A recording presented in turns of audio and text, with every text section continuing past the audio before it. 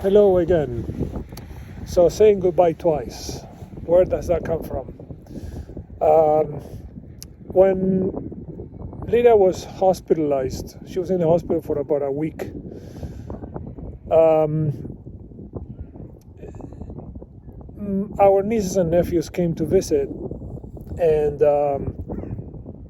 it was the oddest, strangest thing. It was surreal. They just came in, they said hello, and talked little nothings really, and they went home. The one that showed the most awareness of what was going on was my sister's son, my nephew. He excused himself from the room and started crying in the hallway, and I went out to see him, and I hugged him. Marcus says, I said, I know. And then they went home. And after Lydia passed, I started going through all these events, which life was kind of a blur, as you can imagine, during the time Lydia was sick. And I told Carol, the therapist, I said, I feel terrible that I didn't have the foresight to pull the kids aside and tell them, hey, there's a good chance this is the last time you're going to see her. And they didn't. I didn't do that.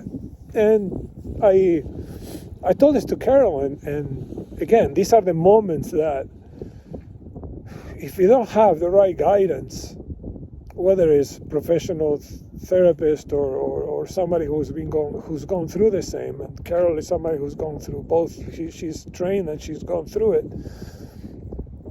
If you don't talk to the right person, if you don't talk to anybody and you bottle that in, it's overwhelming, and it can, for me, it started to spiral out of control.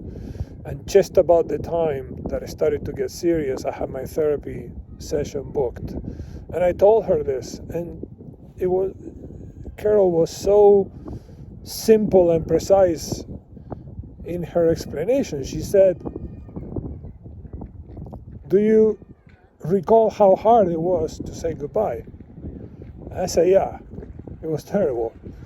And she said, well, then you would have forced her to say goodbye twice. And I thought that was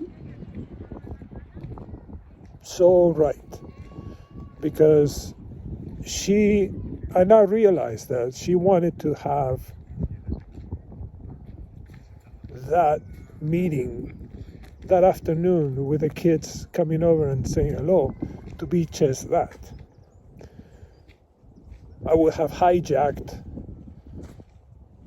the situation, the occasion, and made it about me and not about her. So, if you're in a situation like that, or if you've experienced a situation like that, remember that forcing somebody to say goodbye twice can be more painful than your thoughts afterwards of thinking you could have done something different. Anyway, I hope, as always, this helped. And until the next one.